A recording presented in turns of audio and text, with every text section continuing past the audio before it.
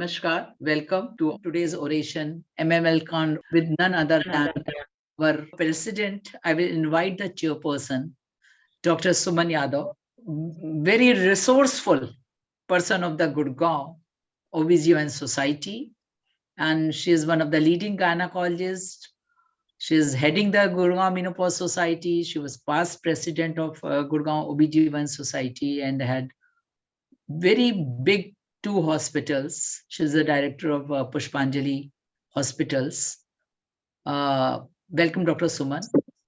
Thank you, Dr. We have with us Dr. Jyoti, Dr. Manoj Chelani, who is a name when we think of the Chhattisgarh, the only name comes in the mind of Dr. Manoj Chelani. We have all really had his warm hospitality as in Raipur, past president of Raipur OBGYN Society, Menopause Society, now is elected as a chairperson of medical disorder FOXI also, and a great IVF specialist. So welcome, Manoj. Thank you. And the third chairperson is none other than the dynamic, beautiful secretary of HARoBGyn, Dr. Jyoti Malik, who is another renowned IVF specialist of the Haryana and having her own a big 150-bedded hospital, JJ Institute, and would wonder during the COVID time. And my society, although I get the credit and work is done by the Suman and Jyoti and Saroj Kumar. Thank you so much, ma'am. I would now invite Dr. Manoj to please invite our orator for this session, Dr. Shobhna Das, ma'am. So it's really a proud privilege for me to introduce a diamond from Thrissur, who started her journey as a graduate from Grant Medical College, Mumbai in 1982. Then she did post-graduation in 1986. She started her journey in IMS being a founder secretary of LycoRed Menopause Society in 2009. Then she went on to become the chairperson of Quiz and Website Committee. Later, Secretary General of IMS, and now we are very proud to see her that she is the president of Indian Menopause Society year 22-23, and she has done really a commendable job as a IMS. It's okay, president. Manoj. That's okay. And for her, I would like to say a few words. हो गई है पीर पर्वत सी पिघलनी चाहिए, इस हिमालय से कोई गंगा निकलनी चाहिए, आज ये दीवार पर्दों की तरह हिलने लगी, शर्त थी लेकिन ये बुनियाद हिलनी चाहिए। हर सड़क पर, हर गली में, हर नगर, हर गांव में हाथ लहराते हुए हर लाश चलनी चाहिए। By her लाश चलनी चाहिए, I mean that the person who are asleep should awaken. सिर्फ हंगामा खड़ा करना मेरा मकसद नहीं, मेरी कोशिश है कि ये सूरत बदलनी चाहिए। मेरे सीने में नहीं तो तेरे सीने में ही सही, हो कहीं भी आग लेकिन आग जलनी चाहिए. So that's what she has done. She has stimulated everyone to be very active, and we have seen her in our presidential webinars, the kind of effort she takes herself. That's really commendable, ma'am. So the floor is all yours. It's my honor to introduce ma'am. Thank you, Manoj, for that great effort of writing a poetry for me. I'm hearing poetries about me throughout the year, and it's really humbling to know that people are so nice to you. Yeah, so this is welcome. Greetings to you from Thrissur. We have to know when to stop, avoid MHT. We know that we have to make people very happy and young, but you have to avoid it when there is unexplained vaginal bleeding, stroke, TIA, MI, pulmonary embolism, VTE, breast and endometrial cancer, and active liver disease. Cholestasis and hepatic adenoma we never think of because we are gynecologists, we never think that way. But before we start and when patients come with some pain and something like that, you have to look for all this. SLE, again, there is an increased risk of flares. There are no RCTs available, but we don't think of skin. We only look at the PVPS, but we have to be aware of all this. Porphyrias is another thing. Old age, we always think there are some marks everywhere. It's not like that. Some of it can be porphyrins and precursor of heme leading to CNS and skin disorders. Along with abdominal pain, chest pain, vomiting, confusion, you'll totally miss out this porphyrias unless you think of it. So when you give MHT, you have to think of all this because estrogens and progesterones can exacerbate the effects and attacks. Quite often, we are forced to do hysterectomy with bilateral salpingo-oophorectomy for women with endometriosis. Recently, I had a patient with endometriosis. She said, you do what you want, but don't remove my uterus. And then she had to undergo a colostomy because of the severe intestinal endometriosis that even after a re-anastomosis, she had a perforation. But they would not allow a hysterectomy. And so, many of the patients are real candidates for hysterectomy with oophorectomy, and half the time, even when you try to remove the ovary, you can't remove all of it because it's all a big cyst and you remove most of it, but some of it is left behind. So in these patients, they are really having hot flashes. What should be the choice of MHT? Because of these endometrial implants, you have to give progesterone in addition to estrogen, or give Tibolone, which will get converted into all three, and it has to be given up to the age of natural menopause. Having said that, ACOG in somewhere American college recently, or some 1, 2, 3 years back, they did find a study which compared estrogen progesterone along with estrogen, and they found no difference when you give both together. In fact, when they reach the age of menopause, suppose an early girl, you have done a hysterectomy, it's okay. But suppose she's undergone a hysterectomy at 45 and you leave behind an endometriotic implants, there is always a tendency for these things to go into malignancy. So that is why the concern about giving estrogen alone for these patients. But the study has said that there is really not much difference. So ACOG is like little more liberal and saying that progesterone need not be added. But yes, by and large, the dictum is that you should add progesterone and in a continuous fashion, not those one where you give sequentially for 24 days and that. Every day you give progesterone and give a low dose of progesterone, low dose of estrogen, and that is the way you should be giving it, or Tibolone. Now, when you have a fibroid, you always get scared that it will grow. And when you have multiple fibroids, they're small, small, small, you don't want to do a hysterectomy because it will go off after menopause. But then she comes to you with hot flashes. What to do? You know what? They found in a Japanese studies, in the first 2 years, the fibroid volume may increase more in the HRT group than in the placebo group. But in the third year, the increase was not marked. And at the end of third year study, one of the 34 and 3 of the 34 increased fibroid volume over 25%. But it will come back to baseline after you stop it. So to tide over those 2-3 years when you have vasomotor symptoms, even if you have a fibroid, you are allowed to give HRT. When will you say you go and buy that costly preparation of estrogen and not use the oral one? Because it's definitely not good for you. That's when the patient has got maybe even controlled hypertension because they are candidates for DVT, existing gallbladder disease, obesity, smoking, previous venous thromboembolism, varicose veins, or even personal preference. So these are the cases where you would spend that little extra money to buy that 2,000 rupees of gel. 2-meter doses are equivalent to 0.625 of estrogen. Now some myths and facts about it. In Framingham in 1976, when this thumbs up ad was there, and now thumbs up is not there anymore, we found that 2.6-fold higher CVS events were there in postmenopausal women.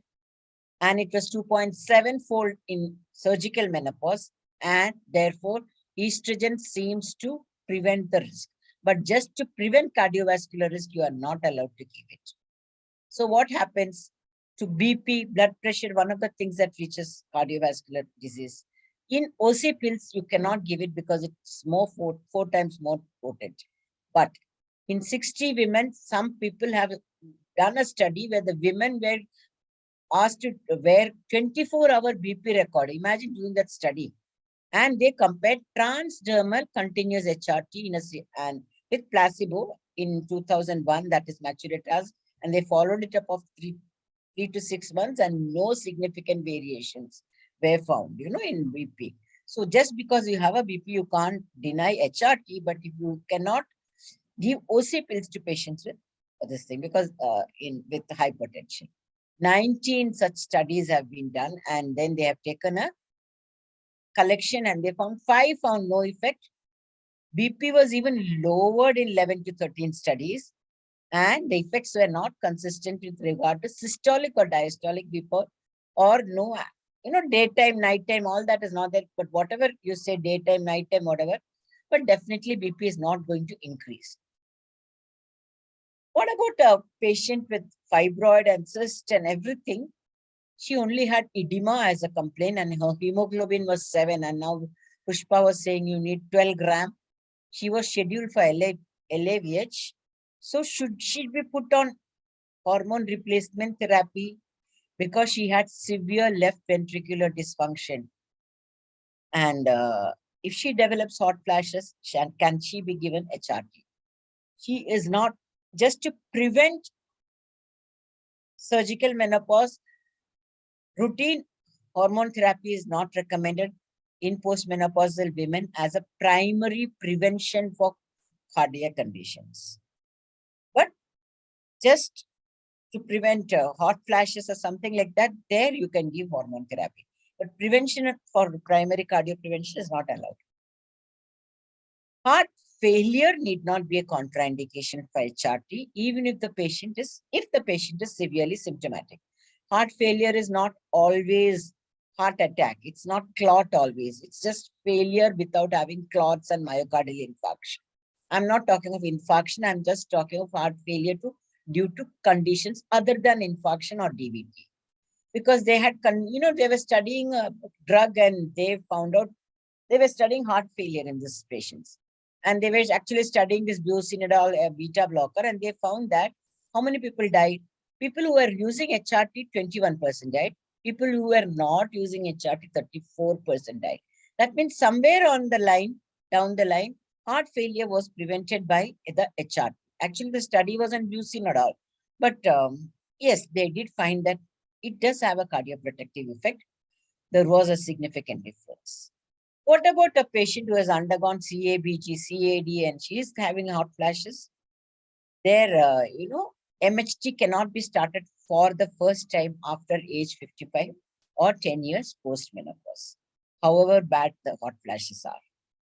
So far, HRT given in the perimenopausal period can be good for the heart.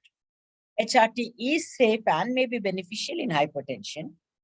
HRT started for the first time in a woman who is more than 10 years postmenopausal can be detrimental. In hysterectomized patient more than 55 years of age, you cannot start it straight away. Whenever you use progesterones, lipid-friendly progesterones like dydrogesterone or even micronized progesterones are better, but they are a little more costly. So you will have to balance the good ones for the health with the good ones for the pocket. So you have to differentiate. For patients with embolism and others, you have to use transdermal estrogens. What about diabetes? Long back, we didn't know much about diabetes. When you have diabetes, you are having a 2 to 3 times risk of heart disease. What about that then? WHI also shows that diabetes, you can give HRT, but you cannot give it's good for all these conditions, but you cannot start it only for preventing it. Which are these conditions? Joint pains and stiffness will be reduced with hormone therapy. Preclinical studies suggest a possible benefit effect in preventing muscle loss. You can have a gym body if you actually give HRT. It can reduce diabetic mellitus. It will help to attenuate abdomen. That means no your dieting, exercise, nothing. It can even reduce with HRT. Obesity and weight gain can reduce. And even reduction in colorectal malignancy and neutral effect. But it has no effect on lung cancer. This is NAM's position statement 2017. All these good things are there with HRT, but only for that you can't start HRT.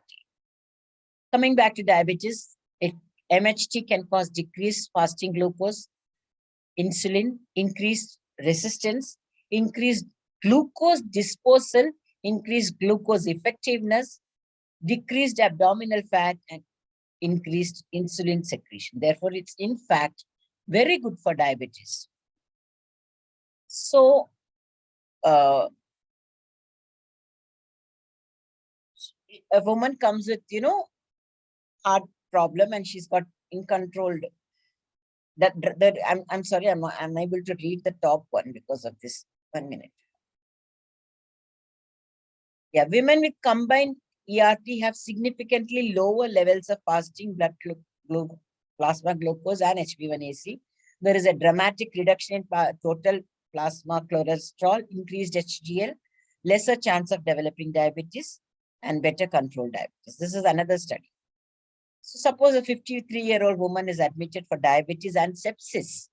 You can imagine sepsis will increase diabetes, diabetes will increase sepsis. She feels tired all the time and she attributes it to a 2-centimeter subserous fibroid. And that's why I was called. But when you are in menopause society for a long time, whenever somebody says they're tired, you go and ask, do you have hot flashes? And lo and behold, she does have hot flashes. Now, what do? She wants you to remove the uterus or the fibroid. She thinks that is the cause of all her problem. But the problem is caused by hot flashes. Here, transdermal estrogen and progesterone is very good for her because she's in the older age group and the diabetes will be better controlled. The sepsis will be better controlled and she can actually afford it. She was a rich lady and the medical rep will come and teach her how to do it and everything. And yes, the fibroid is not a contraindication, as I already told you earlier. And here, when a patient has got, tired, means she's got all her cholesterol levels and everything will high. So these are the indications where you have to find out and give HRT. Yeah, and it has to be given even if she has got diabetes. But type 1 diabetes, we do not have any evidence. The ones who are having diabetes right from the beginning, when they were children, there we do not have evidence. What about migraines? After menopause, all your headaches go off. That is the best part of menopause, But when you want to have hot flashes and you want to give MHT, what will happen to her migraine? It will increase. So what do you do about it if she has got hot flashes? The low estrogen levels and high FSH level will give to a low prevalence of migraine. And estrogen withdrawal is the one which gives migraine. So if you give continuously the drugs, then you will not have a problem. It's a sequential regimen where there's a estrogen withdrawal that causes migraine. So you use a continuous HRT, don't stop it. Or you give transdermal treatments. So early morning she'll get up and she'll apply that 2 times on her hand regularly, then that's no problem at all. It's only when the estrogen is withdrawn as in sequential regimen that will cause migraine. So if she has got hot flashes, just remember, you don't have to deny HRT, but use it continuously in a low dose and do not withdraw it. That's the trick of the trade. So when will you get irregular bleeding on MHT? We always have the problem. When you give MHT, they're all happy, but then they will ring you up on the phone and say, doctor, I was not using pads for so many days and now suddenly I've got to start using pads. What have you done to me? And it's common in all the women, but even if you reduce the dose, it happens to some women. Which are those? These are the women with irritable bowel disease, celiac disease, which leads to poor absorption of drugs and irregular bleeding. And that we never think of. When they say that I'm passing for stools all the time, they're scared, their children are abroad. And like we said, the expectations from other people when increases, it will always lead to stress. When you expect only from yourself, there is no stress. And again, thrombocytopenia, how many of our patients are on ecospirin and clofebrate and things like that, or even Waldman-Brand's disease. These are the ones who are going to get irregular bleeding. And then you will knock off the uterus thinking, because the next doctor won't even know she's on HRT. Even women on high dose of antibiotics, you give antibiotic for throat pain, you withdraw it. You give antibiotic for urinary tract infection, you withdraw it. All this will cause intestinal hurry and poor absorption of the drug, and it will have poor effect on irregular bleeding. In fact, poor antibiotic overusage can lead to poor absorption of all drugs, whether it is hypertension, diabetes, MHT, whatever. That action will not happen if the patient is always on antibiotic. What about asthma? A small increased risk is only there. There's not not worsening of pre-existing disease, but yes, it can just stimulate it, but not very big. You don't have to say no.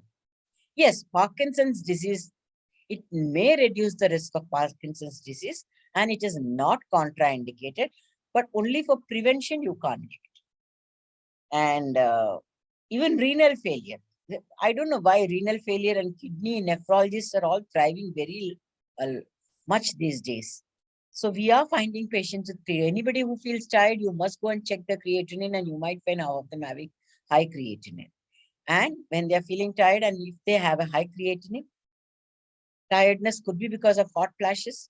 There you cannot deny MHT, even if the creatinine is raised. So, because when you feel tired, that previous patient with diabetes, I told you, she had hot flashes and high cholesterol. That's why she was feeling tired, besides sepsis and diabetes. So tiredness is something, brinkwala. It may be because of renal failure. It may be because of anemia. It may be because of hot flashes. But when you find these patients with little bit of raised creatinine, you cannot deny MHT because there is no contraindication. Bone marrow transplant, chemotherapy prior to transplantation, this can destruct the ovary, and even young patients can come to you with premature menopause. Graft versus host disease along with vaginal atrophy may lead to occlusion of the vagina. So all these patients can come to you with problems, and they have to be given HRT. Post-renal or hepatic transplant, how many patients are getting renal transplants? There is a high demand for kidney donors. Bone mass loss is rapid and especially intense 6 to 12 months after transplantation of a vasculated organ. And immunosuppressants are responsible for this. Even the parathormone is elevated. So all these patients, you have to give it. But in rheumatoid arthritis also, MHT is beneficial. Thyroid disease is not contraindicated. Thyroid disease does speed up the bone resorption, and you can go into osteoporosis because you have treated her thyroid. So when you give MHT, you kill both the birds with one stone. And when you have venous thromboembolism, vaginal estrogens are not contraindicated. Transdermal estrogens are not contraindicated, but yes, oral estrogens you can't give when they have that. So far, heart failure is not a contraindication for MHT. No role for secondary prevention of heart disease with MHT. No role for secondary prevention of patients on transplant and rheumatoid arthritis will benefit with MHT, and fibroids are not a contraindication for MHT. What about cancer survivors? We all have many cancer survivors, even in menopause society. Many of us are very happily living with, surviving and living with it. What about endometrial cancer? A Cochrane review has shown that there is no evidence of significant harm in early diseases, but no high quality evidence to guide the use of MHT in the late diseases. And the brink between early and late is not very high. How do you actually, how do you cut the specimen and you find out how big it is and how it's not that common. So maybe we can't give it in endometrial cancer. Uterine sarcoma, you have to avoid. Low-grade serous tumor, sex cord sex tumor, all you have to avoid. But let me tell you, Bob Draver, one study in our own JMH in 2015. I don't know who the editor was. There was a study. He has written that during a prospective follow-up, imagine prospectively following up 12,110 patients. I really can't believe who will follow up 12,000. I can't get 1,300 for my hot flashes studies, and they have followed up 12,110 patients with ovarian cancer. I don't know. Anyway, they found that out of them, 55% who had MHT developed ovarian cancer. This is a prospective study. But there was a retrospective study which says that the increased incidence is not there. So now this fellow is saying, how can you believe all these studies? He found that the estimated, whatever statistics they did, and they found that the estimated absolute risk of ovarian cancer increase was 1 per 1,000 women after 5 years of MHT use. Imagine following up on an ovarian cancer patient for 5 years with MHT. you have to take all these statements with a pinch of salt. I don't know. How can you follow somebody up like that? And who's going to take it for 5 years? And that's how they are saying statistical evidence. So this gentleman, Rod Weber, he's a very big shot in Menopause Society International. So he says that the fact that MHT can be bad for ovarian cancer, even in serous cancer, that's where they say that it's bad. It's unproven because all the studies are not standing up to his standard. That's what he says. So each woman should discuss with her own individual, individualize it and say that MHT is good for, because they're having severe hot flashes and then you cannot deny it. And the studies can't be really believed. That's what they say in Journal of Midlife Health 2015. Current evidence regarding MHT and ovarian cancer does not suggest a need for a change in clinical practice. Because those two studies, prospective studies are saying it's bad and retrospective is saying it's, it doesn't matter. But there are many studies which are saying that ovarian cancer is not good. So even if one study says that, we all tend to believe that because we want to be on the safe side.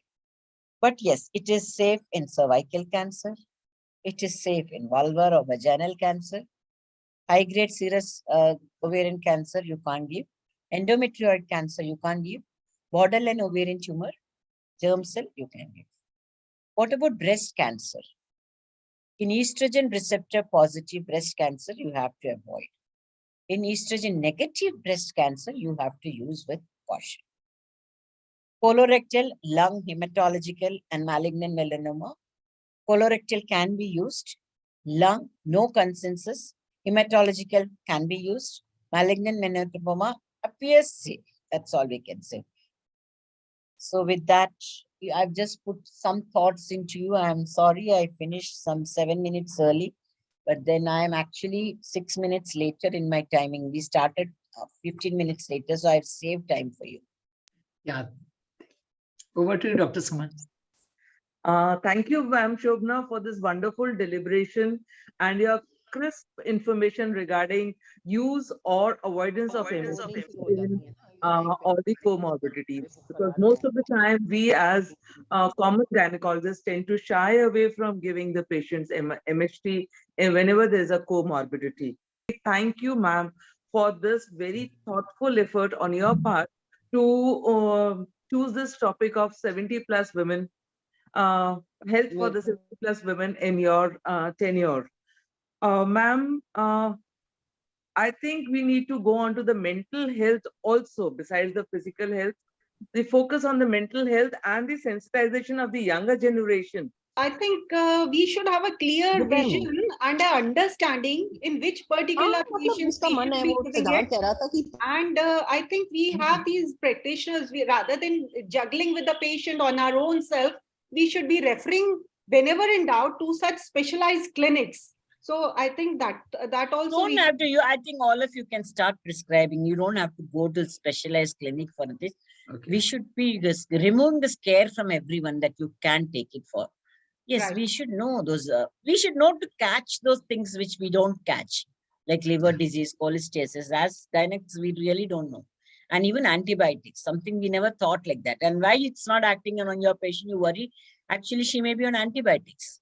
Mm-hmm. That we should know, but you don't have to be scared or refer them. Come on. Right. So wonderful oration, ma'am. And thank you so much for giving us this opportunity. Over to thank you for giving me this opportunity. So thank you, Dr. Shobhna. Today's MMLCON oration is awarded to Dr. Shobhna Mohandas on 15 January 2023. Topic MST in comorbidities. And she has outstanding contribution in the field of menopause medicine. Along with my the Secretary HARoBGyn, Dr. Jyoti, and Dr. Saroj Kumar, Treasurer HARoBGyn, and the whole T organizing team, we are very, very thankful to you for giving this precious input for older women whose suffering is going to be lessened with these understanding. Thank you so much. Thank you. I'm humbled and honored to be receiving this oration. Thank you, Ragini. Thank you for calling me here. Thank you, Suman. Thank you, Jyoti, and thank you, Dr. Chelani, for being chairing the session. Thank you so much. So moving on, we are going to have a wonderful session to appreciate our stalwarts who has devoted their time to where IMS is today. And more of the gynecologists really getting attracted to be part of the IMS. And no doubt, as society, we really need this insight because with the longevity, more than 30 years of our adult productive life, we are going to be in the menopausal era. It is really wonderful. So now, for the felicitation, I invite Dr. Saroj Kumar as my co-moderator of this session. So going towards the first felicitation to none other than Dr. Sonia Malik, whom we all Haryanvi call as Sonia Di. She is from Haryana and she is past president of IMS, and at her time, it was a wonderful international menopause society. International conference was done in Delhi. We all still remember that conference. And not only that, she's a renowned IVF specialist. She has trained so many people. I know don't need to read this society. And over and above, she's a great academician, great teacher, and great human being. Most adorable, admirable person, Sonia ji. It's really, we are privileged to present you so this. much. Thank you. Over to you, Saroj, to present this felicitation. Yes. Thank you. Thank you, Dr. Ragni, for giving me this opportunity.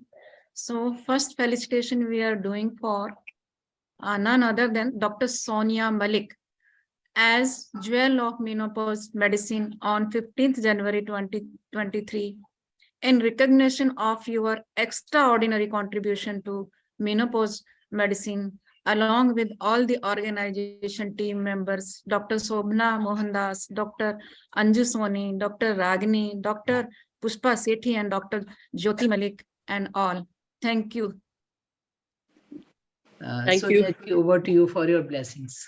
Thank you so much. Thank you so much for this overwhelming moment. Thank you so much, Ragini, for having thought of this beautiful thing of recognizing us. And thank you, Shobhna, for this wonderful subject for the year, the health problems of 70 plus. I qualify for that because I am 70 plus. And so it is indeed very pertinent for me. And it is indeed very, very good to see that menopause society is moving in the right direction. We started It was with Ragini's 40... brainchild, madam, this conference. Thank you so much. Thank you. But in any case, I was listening to the deliberations, I was listening to your panel, and I think what you people are doing now, you who have taken over from us, it's a great, great thing, a wonderful transition, and just the need of the hour. Why we are facing all these problems in people like us is because we never had women living so long in the country. The age of the longevity has increased. We have more and more women living up to age 70 and plus 70.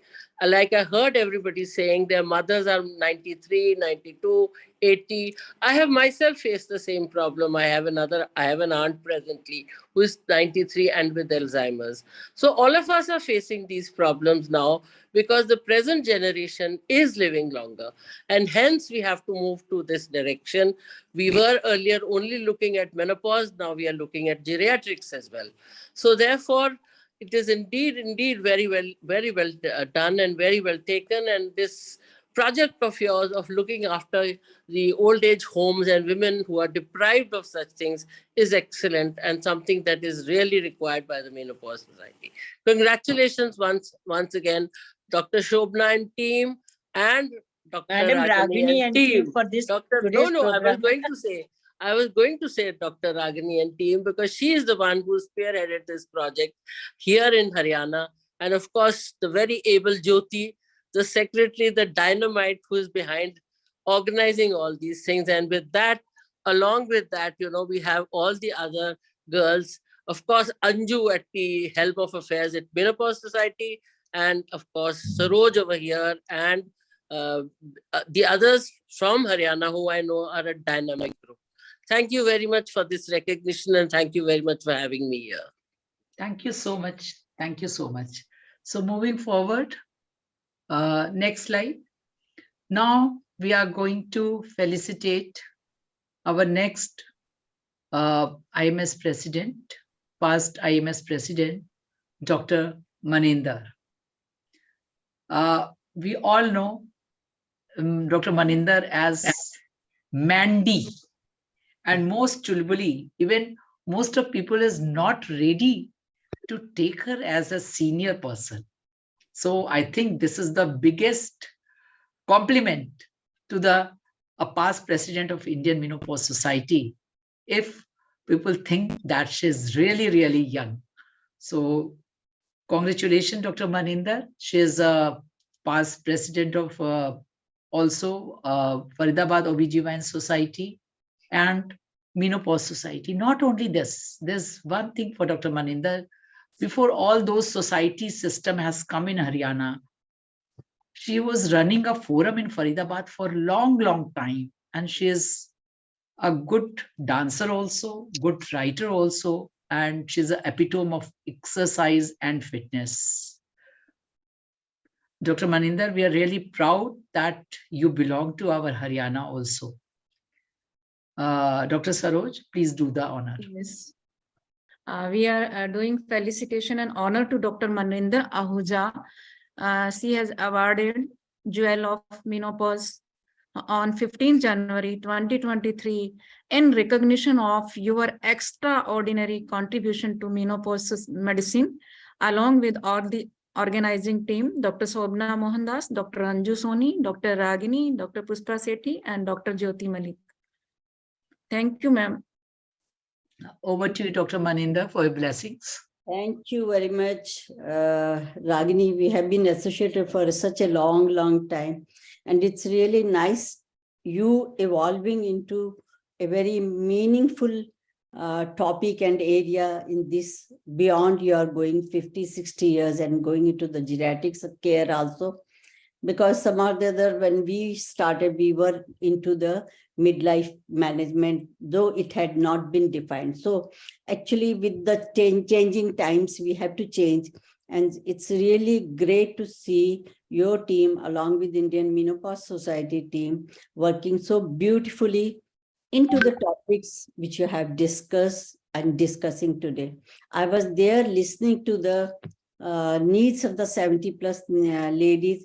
And of course, what we have to do is we have to prepare in time, look into yourselves, look outside into your body, and look into the surroundings. And try be prepared for the years ahead, which we all know are going to be very, very long years. Sometimes when I look into the longevity now, and I see the people living up to the age of 90 years, that gives me a shock, how to spend those years. So that is very, very important. All of us, we ladies, whether we are housewives or we are working, we should have an aim of doing something productive in these years. So that was my agenda when I had it added independent at 80 as our agendas of the menopause societies. Because if we have to be independent, then not only physically, it has to be mental capacities also. And as Ragini, in your last discussion, it was discussed, financial independence. So that all those things, they have to be planned. So when we are talking about these things, we should start prevention and the planning from very beginning. Because at this time, if we talk about prevention about then, it's not feasible now. It's just comorbidities which has to be compressed now. That is very important to look into. So what we have to start looking into, all the things have been discussed in a wonderful way. And sometimes people ask me, why do I dance? My own son will ask, Mummy, why you have to dance now? Why don't you understand the importance of that? Because yesterday only there was a function in Asian Institute for the Makar Sankranti and went there.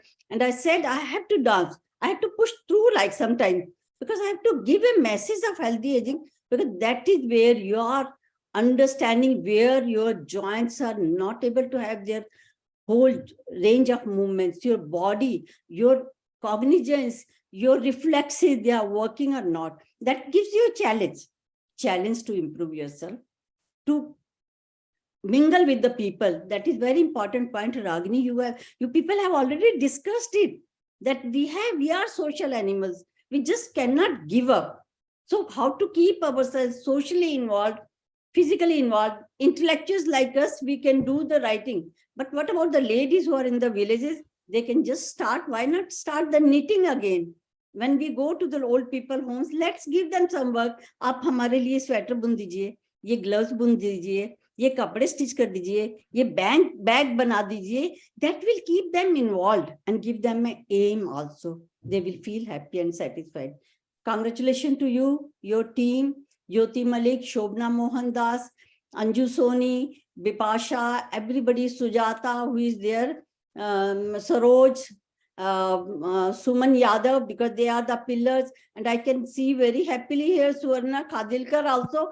It's nice to coming her back to Indian Menopause Society. I think Indian Menopause Society is like a family where we are coming back. And Ragini, thank you very much again for felicitating us and giving us this opportunity to talk. Thank you very much. Thank you so much, Dr. Maninder.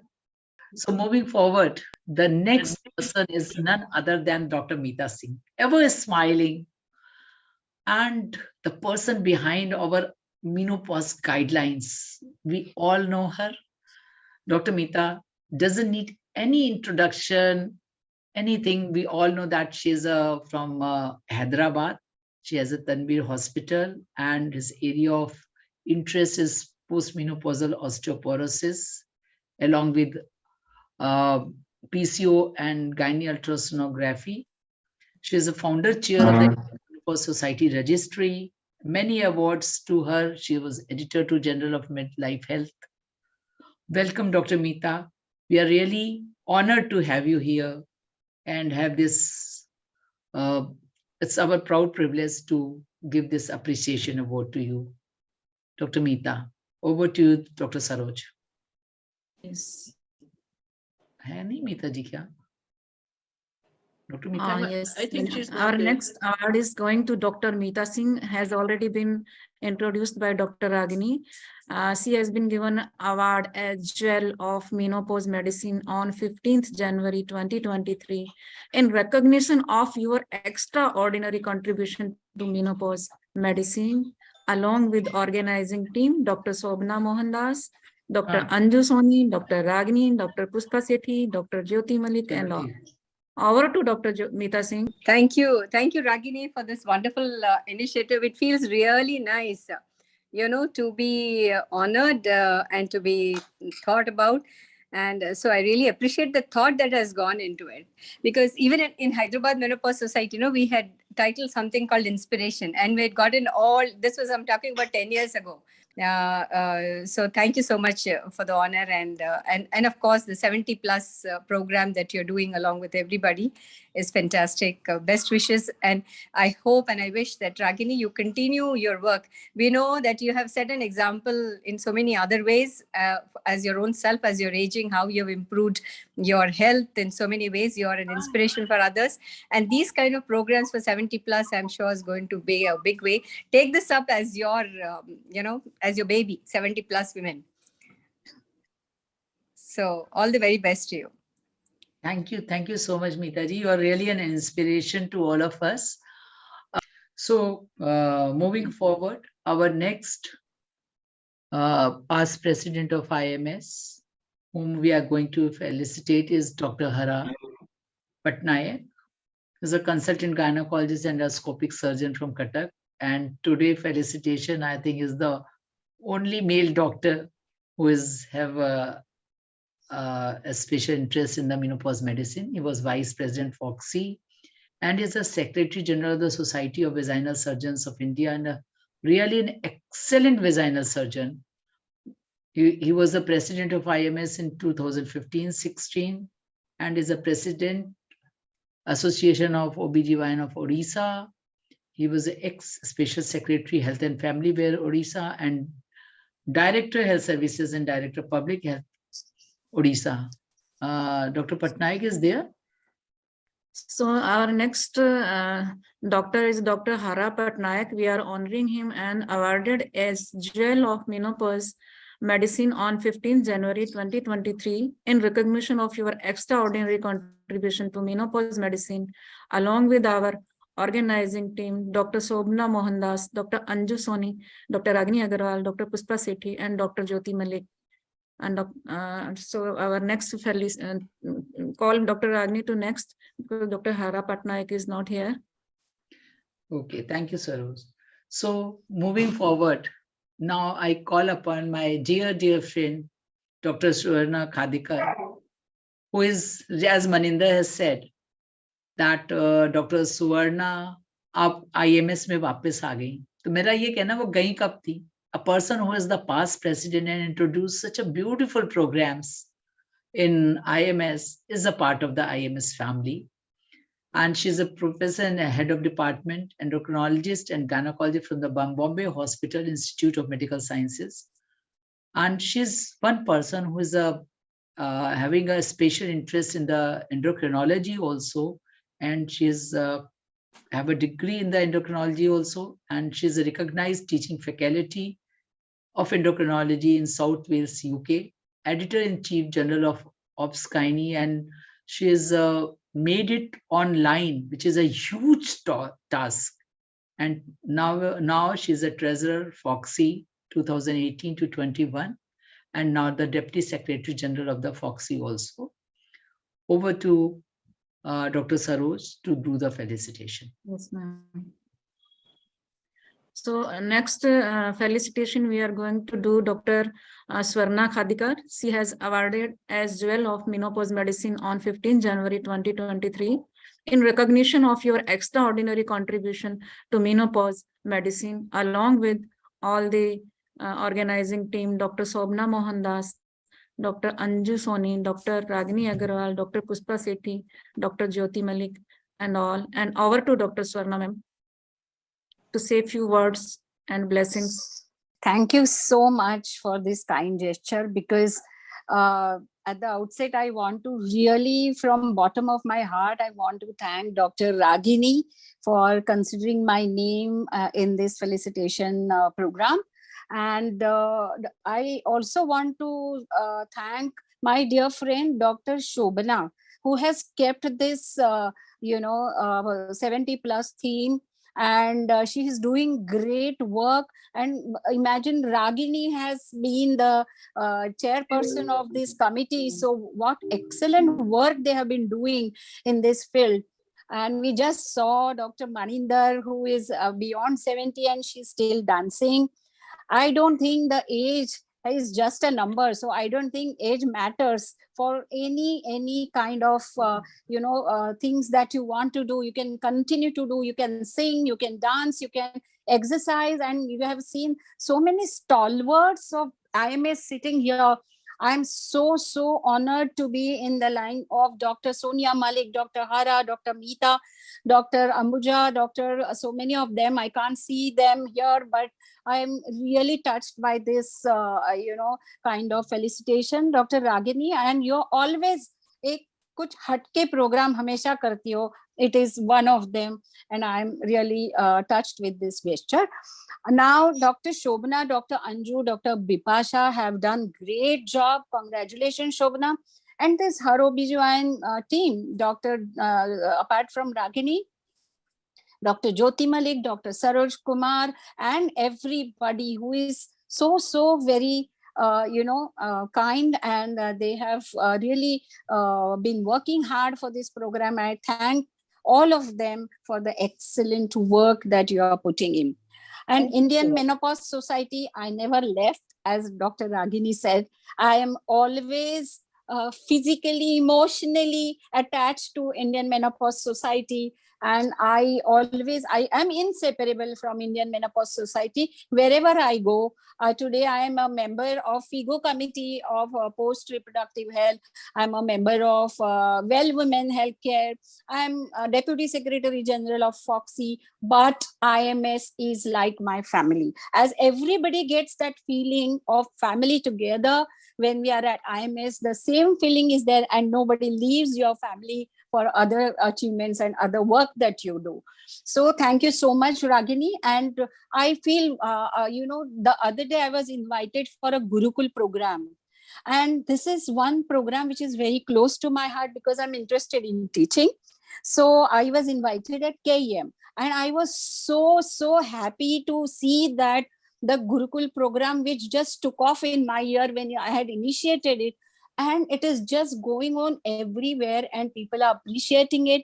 And I thank really all the presidents who have continued to do the Gurukul program. I also see that Shobhna has also taken up MHCC, that is Menopausal Health Charitable Clinics, are also running very successfully all over. I think these are certain things which are very close to my heart and I have initiated. But what I see is this is the continuity that other presidents have done. They have done all the programs. Higher also now. Absolutely. So I really feel very happy, and I congratulate all the presidents for doing excellent work. And more so today, Shobhna, you have really, nobody had thought of that we would go to 70+ age group. And you have initiated a committee on it. Ragini is doing great work. Thank you so much for having me here. Wish you all the best for this program. And Ragini, it's a great thing. Once again, I thank you from bottom of my heart. Thank you so much. Thank you so much, Suvarna. So moving forward, now we are going to facilitate none other than Professor C. Ahuja, who is just immediate past president, and we all remember what we have done. So now we are going to felicitate Dr. C. Ahuja, just past president of Indian Menopause Society. She has awarded Jewel of Menopause Medicine on 15 January 2023 in recognition of your extraordinary contribution to menopause medicine, along with the organizing team, Dr. Shobhna Mohandas, Dr. Anju Soni, Dr. Ragini Agarwal, and Dr. Pushpa Sethi, Dr. Jyoti Malik. Over to Madam Ahuja. What can I say? I am overwhelmed with joy. You have I cannot describe Ragini's the things, how she arranges the webinars. She herself, we cannot compare her to anybody. Great, Ragini, what you are doing. Continue to do that, and best of luck. This is one person whom I came across long back in IMS, and she was a post of treasurer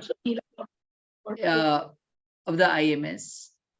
So along with the past president, we have tried to felicitate and honor the persons who has really contributed to the growth of the IMS. And Dr. Preeti Galvankar practices at the Nanavati Super Specialty Hospital, and she is a member of many other associations also. But because of some reason, she is not able to join us. So thank you, Madam. And please accept this appreciation award. Over to you, Saroj. So next award is going to Dr. Preeti, along with Dr. Shobhna Mohandas, Dr. Anju Soni, Dr. Ragini Agarwal, Dr. Pushpa Sethi, and Dr. Jyoti Malik. Thank you so much, Ragini, for recognizing Preeti. This was something which was really required, and you have come out with it. Thank you so much for admiring this girl who was such a pillar for the Menopause Society. We all remember her. Thank you so much, Ragini. What I have thought to honor someone who is very special in our own Gurgaon Menopause Society. So my first gem of menopause honor goes to Dr. Sunena Goyal. A whole year, when we have IMS quiz, the winner is Dr. Sunena Goyal. So this is the main point why she has selected as the first ever gem of the menopause. And she is a consulting physician, advisor, gynecologist, almost 45 years of the experience. And she was awarded by CMO HSR for doing maximum tubectomy up to 800 in a year, cleared CMP exam, and again after 5 years in 2019, and was awarded second position. Exceptional skill in imparting health teachings and building rapport with the patient. Special interest is to keep herself updated about the latest in menopausal health by attending various webinars and the quiz programs, presenting, working in her own medical center in Gurgaon and Delhi. We are really very, very proud of you, Dr. Sunena Goyal, that you are a part of our own Gurgaon Menopause Society. And along with Dr. Saroj, I will invite Dr. Alka Mathur, the first president of the Gurgaon Menopause Society, although we said that we become the Gurgaon Menopause Society as this was launched by the Suvarna in her year to make the federation kind of thing. But officially it was made Gurgaon Menopause Society in the presidency of Dr. Alka Mathur and the present president, Dr. Suman Yadav, to honor Dr. Sunena Goyal. Oh, I'm really very, very much feeling proud that I am going to talk about Sunena Goyal. You will not remember that whole of the IMS. I want to tell that she is winning the quiz, that is our weekly quiz, almost all the weeks, except 2 or 3 times. So we have written to the IMS also that felicitate her for this cause also, because she is really dot after 5 minutes and all the answers correct. So congratulations, Sunena. And I'm just going to read this felicitations for you. That is a jewel of menopause medicine on 15 January 2023 in recognition of your extraordinary contribution to menopause medicine. And it is the by organizing team, Dr. Shobhna Mohan, Dr. Anju Soni, Ragini Garwal, Dr. Pushpa Sethi, Dr. Jyoti Malik, and Saroj Kumar. So a big applause and big clap for you.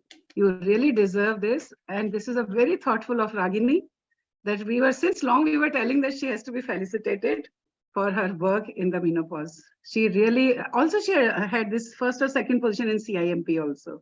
Yeah. And when we gave CIMP, then we were really asking her all the expert comments and all from her. So congratulations once again. A word by Dr. Suman Yadav. Yes, Dr. Sunena, but it goes without saying कि कोई भी quiz post करने के 5 minute के अंदर में answers आएंगे and Sunena will have them all right. So rest of the people, they really feel चलो अब Sunena ने answer कर दिया तो बाकी को करने की जरूरत नहीं है, because as it is her answer. Yeah, copy कर देंगे. Yes, copy paste कर देंगे. That is what the trend now is in our society. And it goes a long way. Yes, yes, Dr. Sunena, it takes a lot of effort to have all the correct answers continuously for 1 full year. Congratulations, Dr. Sunena, on behalf of our society. I am humbled for being considered as a gem of Gurgaon Menopause Society. It's a matter of great honor for me. However, I would like to share this honor with my colleagues and associates who have always been a source of encouragement and inspiration. Thanks, Dr. Ragini ma'am and team, for this recognition from the bottom of my heart. All the best to you. We have first speaker with us, Dr. Jyoti Jaiswal, and to introduce her, I will invite Dr. Anita Kant from Faridabad. Dr. Anita Kant is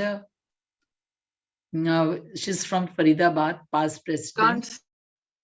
And she at present is a chairman and head of department of Gynae Ops Asian Institute of Medical Sciences.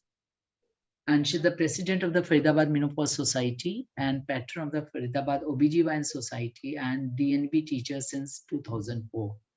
So I will do the honor to introduce Dr. Jyoti Jaiswal, a dancing diva from the Raipur. And we all, whole year, we have seen the quiz from the Jyoti. At present, she is professor and head of department, OBGYN, Pandit JNM Medical College, Raipur. And she's National Joint Secretary, Indian Menopause Society at present. And just she is elected as the treasurer of the IMS in the next team.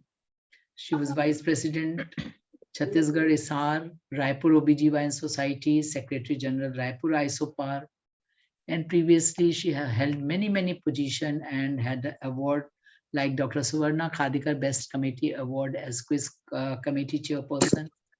She has NICA Award from the Mayor of Raipur, Lions Club Shikhar Award, Chhattisgarh Medi Teacher Association Award, and over and above, she is a great academician and very down to earth and very approachable person.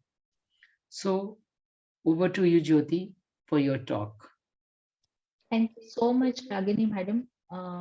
First of all, I wish to congratulate you for your and Shobhna ma'am's vision for the elderly people, and you have incorporated me.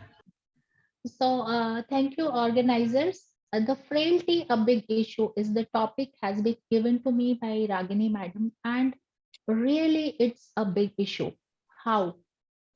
So I will like to say that in our own context, one study I have gone through, which has been done in the Bangalore recently in 2022, which has said that there are nearly 10.4 crores elderly in India, with 65% of them living in rural areas.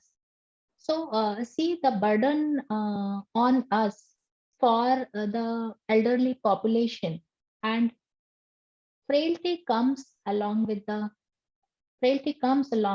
age, though it is not 100% associated with age. But madam, it is not. Is it changing? Yeah. So now we have to understand that whole of the population is getting older.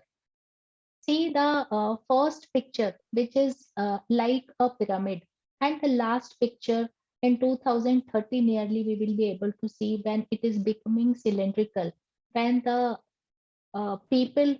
aging people and the younger people will be of the same number.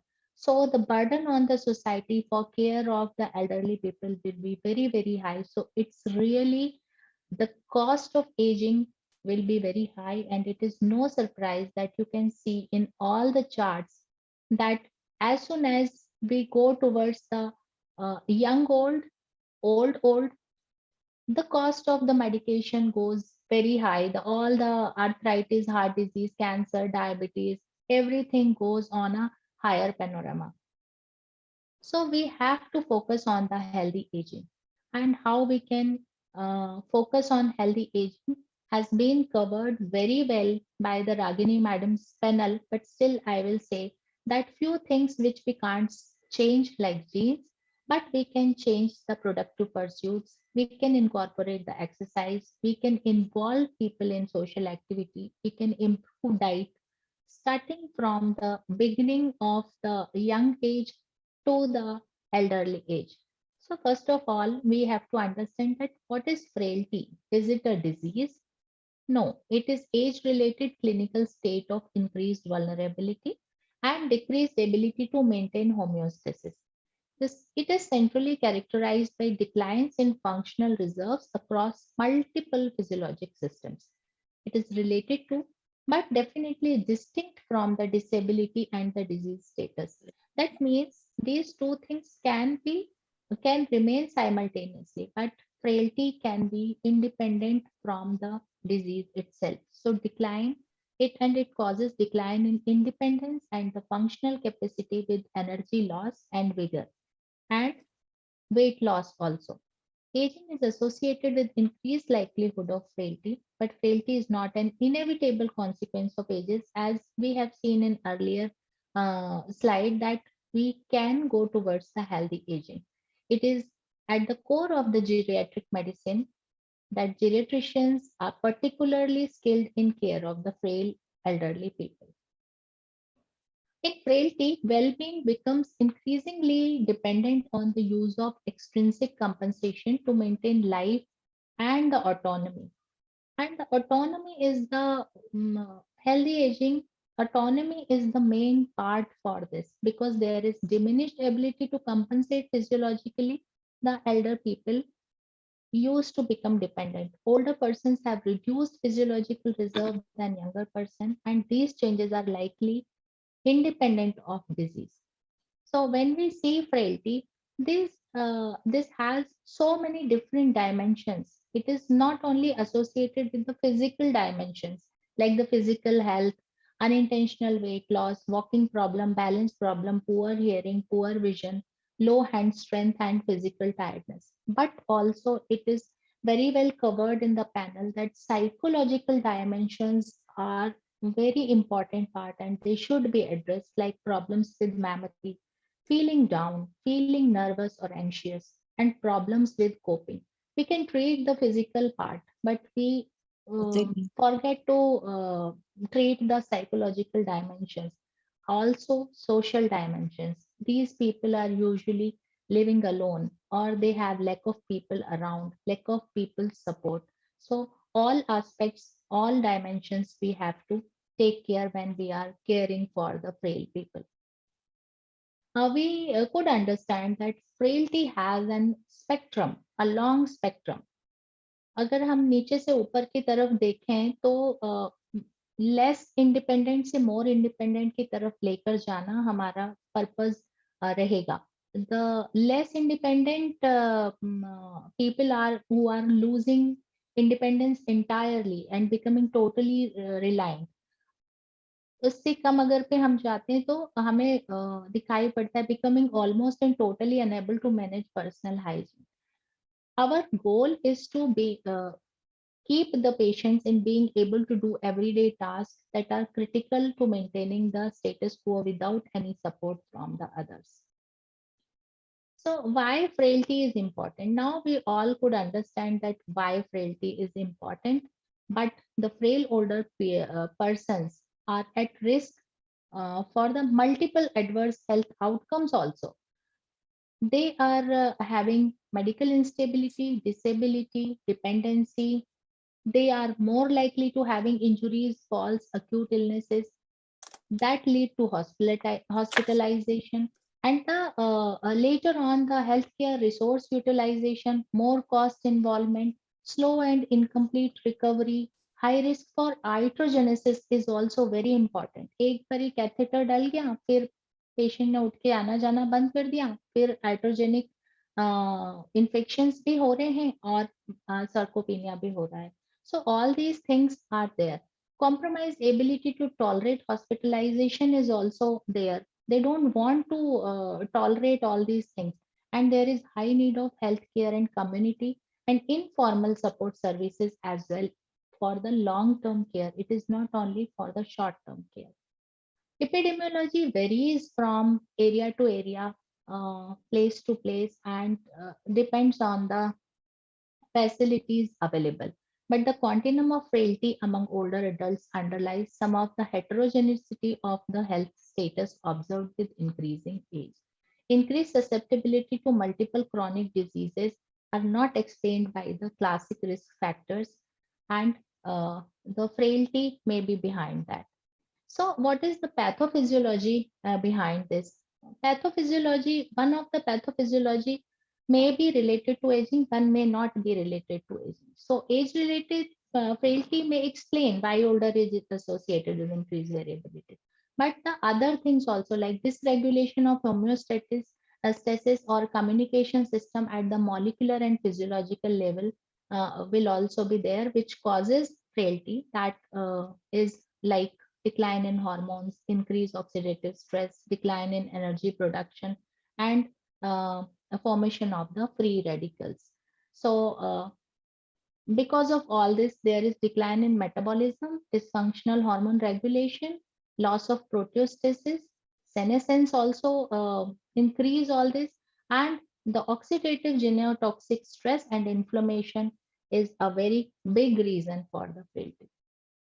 There are stages of frailty. This diagram is suggesting that one person is healthy, and before going to the frailty, there are a pre-frail stage, which usually we miss out to identify. Oral frailty is a symptom of pre-frailty. We can identify the people that they are about to become frail, and if we try to treat them and give the preventive care for the frailty, so the outcome will remain good. When the person becomes frail and severe frailty is there, the nursing care is required with the increasing age. There is a few research which suggests that menopause and frailty may be associated. Few studies in the RCTs that say that it is independent of menopause, but few studies suggest that menopause has something to be associated with frailty. Why? Because if we see at the age of the menopause and frailty, in earlier or premature menopause, because of the early menopausal symptom, premature failure, those cycle will lead to the more frailty for the patient in long run outcome. And the patients who are having the late menopause, they are seen in few studies that they have low frailty. Hysterectomy and frailty, when we talk about, then hysterectomy, if has been done in the earlier or younger 40s, like that state, so usually it is accelerate the development of frailty. Estrogen deficiency and testosterone deficiency also reduce the ability of the musculoskeletal system to respond adequately to exercise and to adapt the external mechanical and metabolic stressors. And by this pathway, they lead to frailty in postmenopausal women. How do we measure frailty? So there are a few models for measurement of the frailty, like Fried's phenotype model, which has components like exhaustion, weakness, weight loss, slowness, and low physical activity. If the one or two things are there, then patient is in category of pre-frailty. If three or more symptoms are there, then patient is labeled as frail. Apart from that, there is Rockwood's frailty index also, which includes some other markers like satisfaction with life, social support, depression, perception of health, etc. also, and it has an index by which we can identify about the frailty. So clinical characteristics are, if we go to see, then there are physiological system alterations like sarcopenia, inflammation, coagulation, immune function, hormone depletion, etc. And in syndrome of frailty, weakness, slowness of performance, exhaustion, low physical activity, and weight loss is the thing which results into the false disability and dependency, and finally the death. So a composite image of loss of muscle mass, that is sarcopenia, causes weakness, slowed pace of movement, and decreased activity and engagement, and possibly unexplained weight loss, often in combination. Aggregate dysregulation of many systems that result in the vulnerability and clinical presentation of frailty more than the dysregulation of any one system. There are so many studies which has taken the different parameters for the frailty system, and these are being shown in this chart. Basically, from the resilience towards the frailty, if we go, so there are subclinically frail people who appears resilient, दिखने में ठीक है, but recovers slowly, incompletely. And if the stressors are there, they manifest adverse consequences. In early frailty, clinical appearance of little frail will remain there, and poor tolerance of stressors will be there. Clinical appearance of being frail, like late frailty, will be associated with poor tolerance of any stressors, very slow recovery, and outcome results into disability due to decreased energy and strength. And the end stage frailty is usually associated with dependent. They are very high risk of death within 12 months. So there is a vicious cycle of frailty and sarcopenia. Once the patient is bedridden or resting, they are not doing exercise, again sarcopenia, less muscle mass, less strength, more dependency, and the frailty will increase. The again increased frailty will lead to furthermore all these factors. This is about the frailty phenotype, where we can identify the people, man and women, like if we see the grip strength. So the different BMI people should have the different criteria for frailty. That grip strength, how much should be the grip strength? We can see the walk time. So if they are taking more than 6 to 7 seconds to walk for 15 minutes, so this walk time is more, they are frail. If we see for the exhaustion and they say that everything I did was an effort or I could not get going, that means they are frail. Physical activity or leisure, if we are looking, then the calorie intake per week is less than 383 in man and 270 in women is frail. Weight loss more than 10 pounds in past year is also a symptom of the frailty. So we can divide the patients into the mild, moderate, and severe frailty according to the these conditions which we have discussed just now. The mild frail people remain we have our motto is to keep them active, healthy. Weight should be there, smoking should be avoided, education of frailty should be given, and self-management support system should be given to them. In moderate frailty, identify those people and the caregiver's support is important, and we have to be alert for the deterioration. In severe frailty, the preferences remains around the end of life care, nursing care. The treatment and prevention is identify vulnerability, identification of secondary frailty resulting from latent and undertreated and end-stage disease, prevention of related adverse outcomes like fall, delirium, disability, and like vulnerability because of the medication. Outpatient geriatric assessment is very, very important, and interventions with patient-centered goal setting along with family or caregiver involvement with regular follow-up is a mainstay of this treatment part. If frailty is a primary condition, a goal should always be to institute supportive interventions as early as possible. The prevention of muscle loss and improvement in strength and energy, maintaining strength and nutritional intake should always be taken care of, and they should be थोड़े दिनों के लिए नहीं, they should be for the on the long term basis.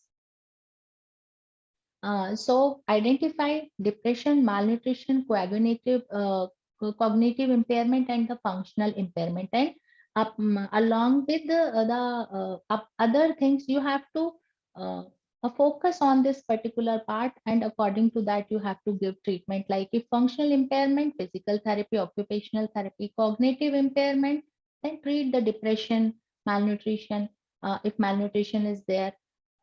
So likewise, we have to treat.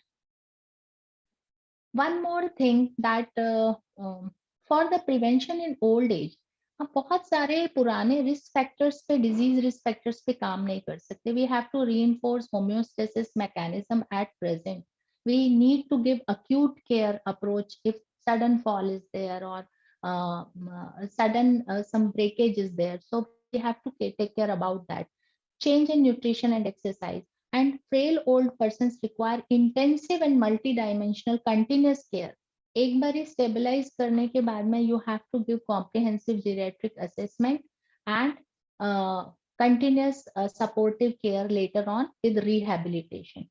If we do not care properly, so inappropriate care of frail individual is an unsuited system. And actually इनकी care करने में खर्चा जितना है उससे ज्यादा खर्चा अगर इनका टाइमली केयर नहीं किया तो जितना कंडीशंस बिगड़ेंगी उसमें खर्चा ज्यादा होगा. सो मॉनिटरीली भी that is not correct.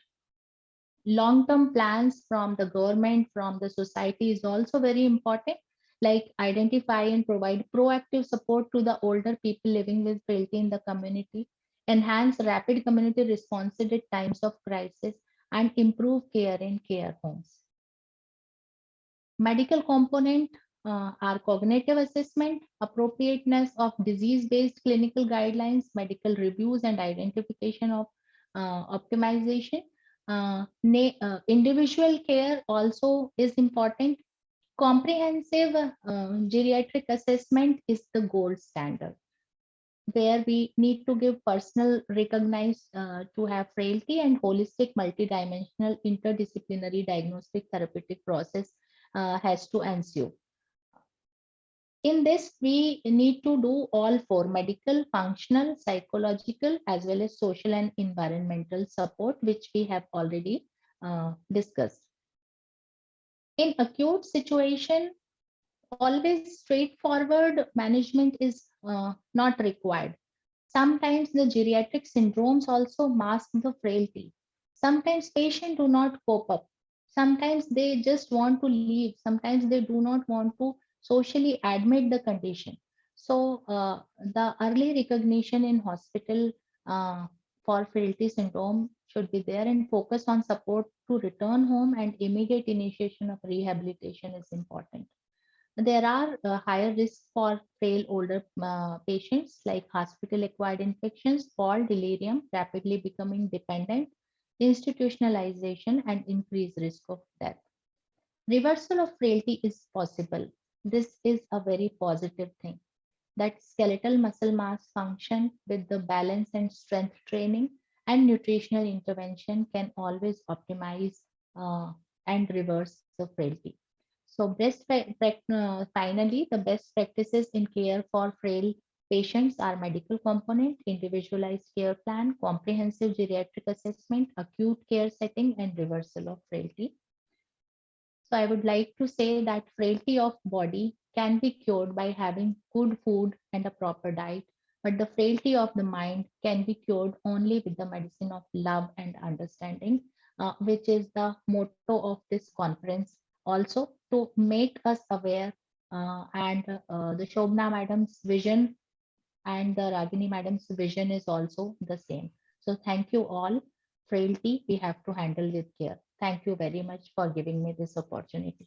Thank you, Dr. Jyoti. It was a very well put thing about the old aging problem, the geriatric problem, how much it's going to cost us. Besides the psychological support that this group needs, Dr. Ragini has been doing a lot of work on this, and I'm so happy to be attending this conference, and hearing you made me even more motivated. Of course, prevention is the best cure, but acute care approach and the multidimensional follow-up that you talked about is something we should all learn and follow. Thank you very much for speaking so nicely about this topic today. Thank you, Dr. Anita, for joining, and Dr. Jyoti for an excellent deliberation, because frailty is something which is literally very new to all of us to understand its nuances. So moving forward for the next talk by none other than the first president of Gurgaon Menopause Society, Dr. Alka Mathur. And for that, the chairing the session, we have Professor Dr. Pratibha Singh from Bhagalpur, who has just taken as over in the FOXI chairperson of International Exchange Committee.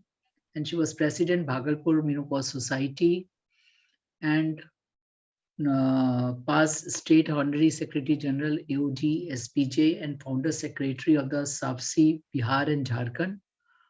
She's organizing secretary of the East Zone IMS conference and a very, very lovely person. Over to you, Dr. Pratibha, to introduce Dr. Alka. Yeah. Good afternoon, everyone. And first of all, can you hear me, madam? Yes, yes. Yeah. First of all, I would like to thank you, madam, Dr. Ragini Agrawal, madam, for giving me this opportunity to include me in this prestigious webinar today, that is MMLCON 2023. And we just heard a very beautiful and informative talk on frailty, which is really a very unspoken problem, and which many times we are not able to understand also how we have to go through in that. So wonderful talk, Dr. Jyoti. And now it's my proud privilege to introduce our next speaker, who is again a very good friend of mine, Dr. Alka Mathur. She is director of Mathur Hospital, Gurgaon. At present, she is president IMA Women's Wing, Gurgaon, past president Gurgaon Menopause Society, past president Gynec Association of Gurgaon, and awarded best paper on colposcopy in AICUG Assam. And she is also the member of FOXI, IMA, IMS, IFS, HAR OBGYN Society, Haryana OBGYN Society. And she has a special interest in colposcopy, thermochoice, and obstetrics. And she is going to talk on taking care of eye, ear, and oral health. So we all know that the aging affects all the parts of our body, and it results into decrease in quality of life. And that is mainly because of hormonal changes which happens in our body. So we are going to listen a beautiful talk from Dr. Alka Mathur. So over to you, Dr. Alka. Hi everybody. This is good afternoon. And I am really overwhelmed by seeing that Dr. She is my chairperson today from Bhagalpur, Dr. Pratibha, very renowned doctor from there and very academician. And also I want to thank Dr. Ragini, who has given me this opportunity to talk today in this webinar. And that is also very prestigious for our Haryana OBGYN. I feel very proud that I'm going to speak on a very, very new topic for us, though the diseases and the problems are very common at the age of after 70 or before 70. So I just don't know I'm able to do the justice for this particular new topic. Even I searched the journals and I found very less feedback for these particular problems. But it is very good that we learned something new today. And this is very important as we know that these three things, that is oral care, eye care, and ear care in elderly women, that really is not of very much importance in our menopausal studies. So I'm just trying to do justice. And few new words also will come across this particular talk, because this is a different, totally a different modalities and a different subject rather than gynae.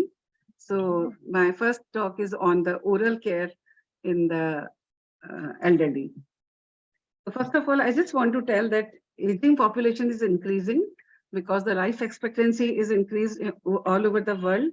So much of the geriatric health problem and with problems and its treatment and the quality is deficient in the care of the elderly, because people are not very much well versed with this particular this taking care of the elderly people who are suffering from so many of the metabolic diseases, old age diseases.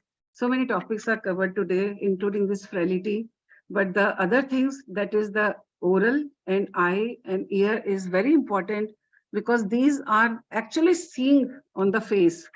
And as the age advances, this becomes very, very prominent and dominant in their personality. So as far as the oral diseases are concerned at the frailty age group, so I just want to tell that mouth is the mirror of overall health, and the effect of aging on oral health includes effect on oral mucosa, lips, teeth, and their functional activity. Even the salivary glands and the temporomandibular joint, muscles of mastication, and oropharyngeal mucosa also comes under this heading. And the impairment of this particular activity of the mucosa, lips, and teeth, that brings this impairment of speech, impairment of mastication, swallowing, and pain, leading to the anxiety and depression. So the very important functions of life, that is the mastication, swallowing, teeth, mouth, when they suffer in this age, just because it is neglected and the people are not so much of aware of treatment at this age. So mainly just I want to brief that this tongue loses filiform papillae and appears smooth. Mucosal atrophy due to the nutrition deficiency occurs. Taste is also affected, and that affects the daily routine of the older age group. And changes in facial profile occurs with tooth extraction and associated problem in the alveolar bed.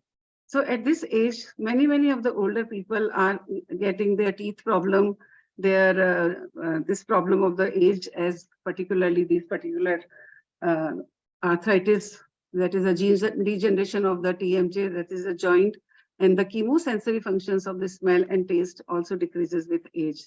So we have to take care, and we have to think when we see these type of the females or males at this age group, that their oral health is very important because it changes with the age and they become really problematic in the taste and in the eating, in the swallowing, and in the so many things in a normal aging people.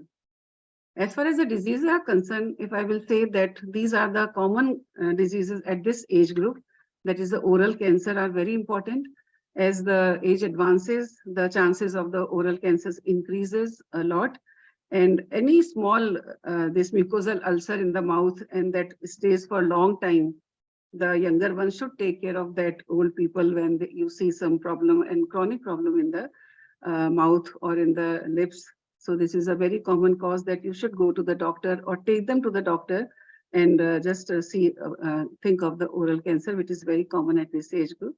Traumatic lesions are very important because the fragility of all the tissues of the mucosa and teeth and gums and gingivitis, even a trivial this trauma by doing the paste or by chewing the hard things that leads to the traumatic lesion. So one has to take care of these older people. Also, because of the less of the tissue, immunity, they are more prone to develop this infections like candidiasis, and then you have to take so much of the mouthwash and treatment of the candidiasis, and better to relieve them with particular this problem. This is a xerostomia is very common, not so common, but it is there in the old age. And if I will talk about the xerostomia, that is the 40 to 50% reduction in the salivary flow is required to make this salivary gland symptomatic and prone to develop xerostomia. And in the xerostomia, that is called as the saliva is absent in these older age group. So we have to do a very common advice to them, that good dental hygiene and drinking plenty of fluids. Chewing gum can make more of the saliva, and the artificial saliva sprays are also available in the Western countries and also in this dental clinics in our country also. Then we have to tell these older people also that stop smoking, and they can use apply lip balm to decrease this sensitivity of the xerostomia. Then vitamin A is a good substitute for the mouthwash that is containing as 2% of the methyl cellulose. So many treatment and the alternative drugs are also available, and we have to take care and we have to diagnose and then send them to the dental services. This is very important that hormonal fluctuations can also cause oral herpes of the tongue. So as we are writing this hormonal fluctuations, so there are few studies that says that the longer the reproductive age of the women, that is the late menopause and this childbirth, so they are having the less chances of the oral herpes in the tongue as compared to those who are having surgical menopause. So there is some association of this particular herpes infections in the females. It is associated with the menopause and it affects almost 18 to 33% of the women. It causes pain, discomfort, tingling, scalding, and numbness of the buccal mucosa, and the painful sensation also. So dry mouth and metallic taste and the loss of taste are the key point of this herpes infection. And this is very, very important to take care of the older people, to take to the dentist.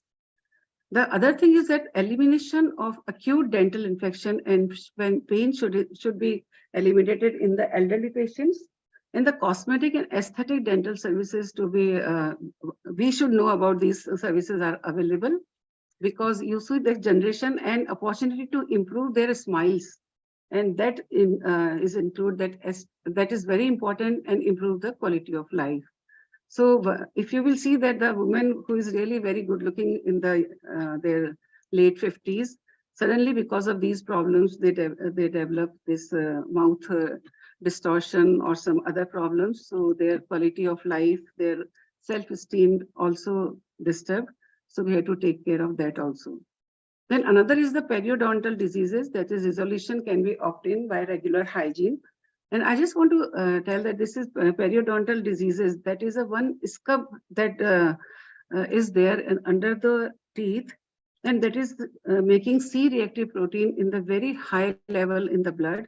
And you will not believe it, that is sometimes the cause of the heart disease and increase in the triglycerides in these patients. So these scabs or these plaques that is deposited in these patients, older patients, or those who are not well taking care of themselves. So these periodontal diseases are important, and to take care of this regular hygiene, they have to go to the doctor and get this regular cleaning of these plaques. Then the denture related and the other mucosal lesions are also common in this age group.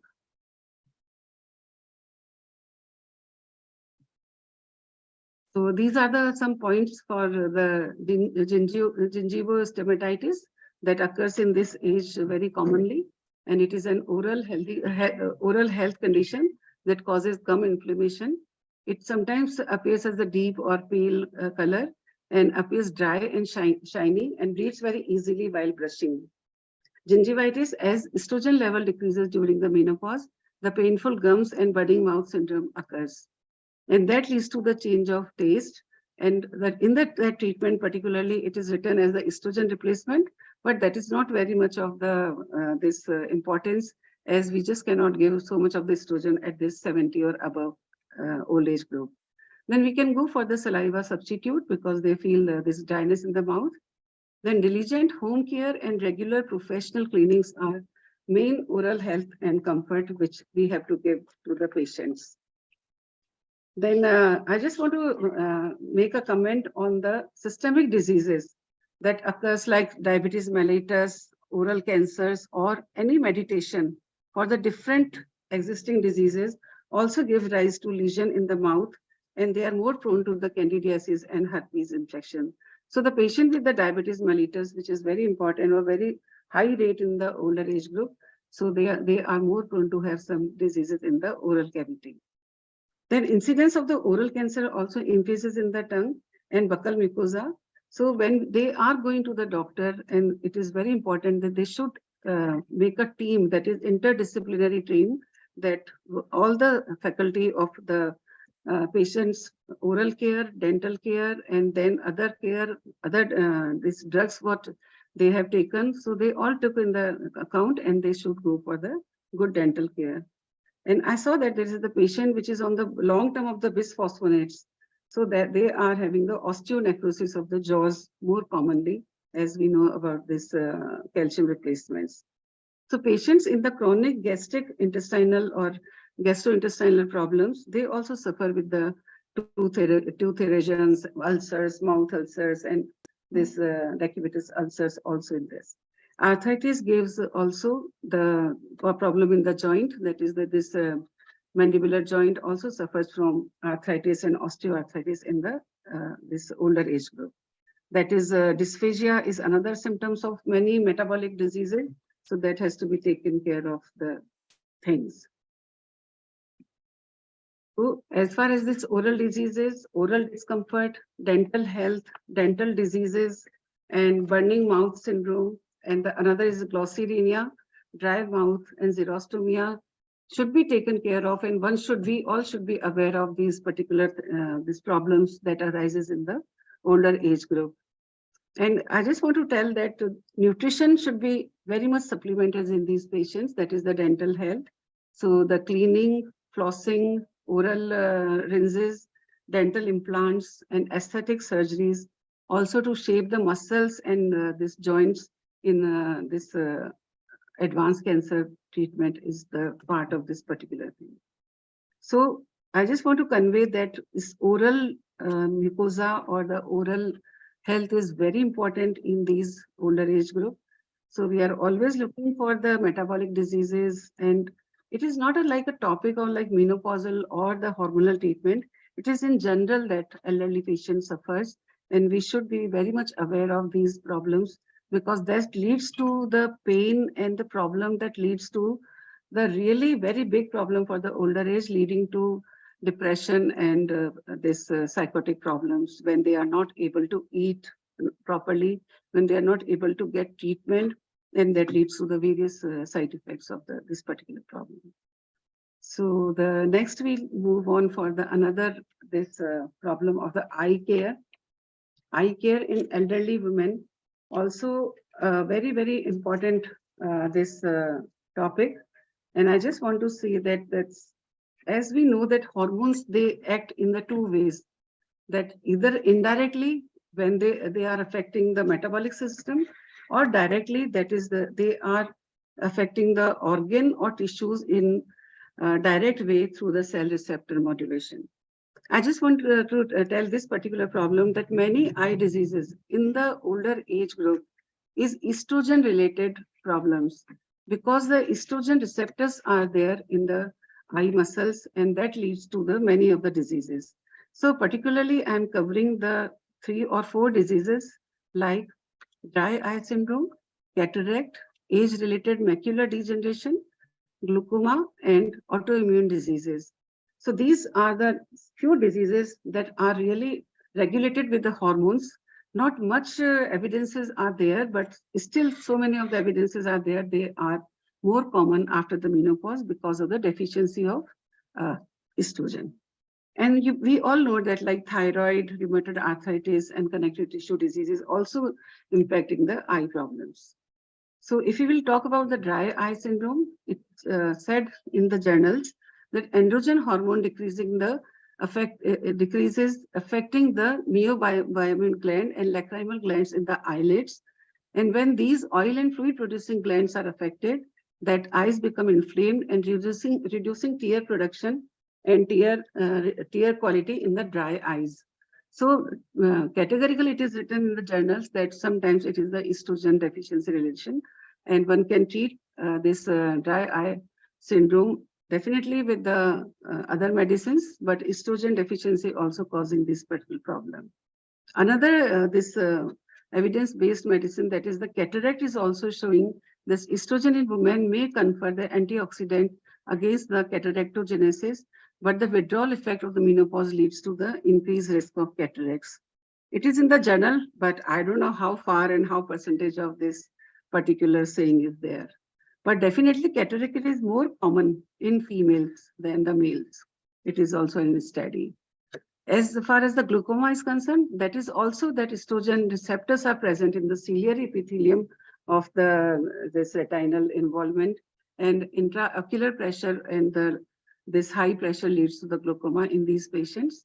It is a very famous Rotterdam showed that elderly menopause, they have the more chances of the glaucoma than the early age group. And patients on HRT reported to be the lower prevalence of the retinal nerve fibers diseases. So if the patient is in the younger age group, if which is taking well treated with the hormones for any other reason, so they will suffer less of the glaucoma and cataracts in the older age. The another is very important, that is the age-related macular degeneration. This is also found in the journals, that this is also having the effect of the estrogen deficiency in these particular patients. And in the older patients, this occurs, that is the age-related macular degeneration in the very much in the older age. And it is found that it is the leading cause of the blindness.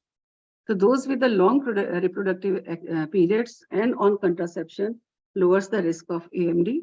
And the anti-inflammatory properties of estrogen as aging is key factor in preventing the AMD. So this is another entity which I found that it is there in the eye, which is related to the hormone and related to the females also in the elderly. Then the thing is that diabetic mellitus, as we all know, is giving so much of the eye signs and eye problems. And this is the secondary to the this lipid metabolism and diabetic high sugar that leads to the retinal damages and vascular diseases of the eye. So these are the few diseases which come across for the oculars in the older age. And one has to be very particular to check all these things when the patient is suffering from eye problems. So underneath is there is a metabolic diseases or the hormonal deficiency. As far as the treatment is there, that is the not when it settles, but before that, limit your screen time, protect your eyes and use sunglasses, avoid triggers and irritants like smoke and pollen in the environment, and use humidifier. And nutrition, as I told you, is very important part of the this treatment, and avoid contact lenses. And the general risk factors for ocular diseases like lack of awareness is very much. Eyes mein kuch bhi hota rahega, they think like not to go to the doctor. Then early menopause, who have the surgical menopause, have some problem in the eye. This is very common in the OPD that patients are always telling that we have menopause and now the eye problem will start.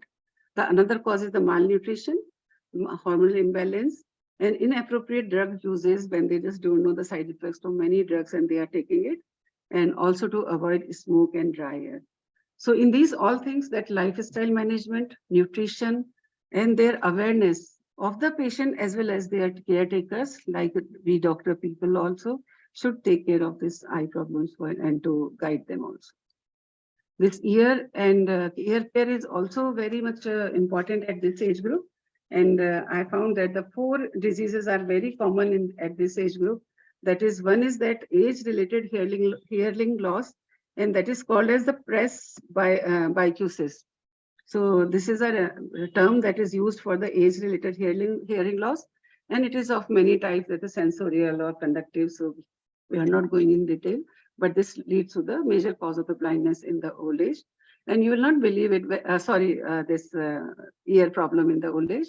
And I just want to say in my experience, once the hearing is affected for these elderly people, then their lifestyle becomes so miserable.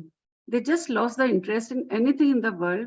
And when they're not using this speech and not this conversing with the people, so their brain scan also shows that there is a shrinking of the brain and leading to dementia and the problem. So just a problem in this hearing makes the women or the men very miserable at this age. Another problem is the tinnitus, that is the ringing sound. It has also a very long chapter. Another is Meniere's disease. Then the chronic ear infection is very, very important, as this simple cough and simple this running nose makes this ear also infected. So if I will check that what to do for these ear, that use hearing protection for loud music. Don't listen to your personal music player. Keep the sound as low as possible on the TV. Rail against the workplace noise. Reduce loud music in the car. This is for us also. Don't use cotton buds. Have regular hearing tests and keep stress under control.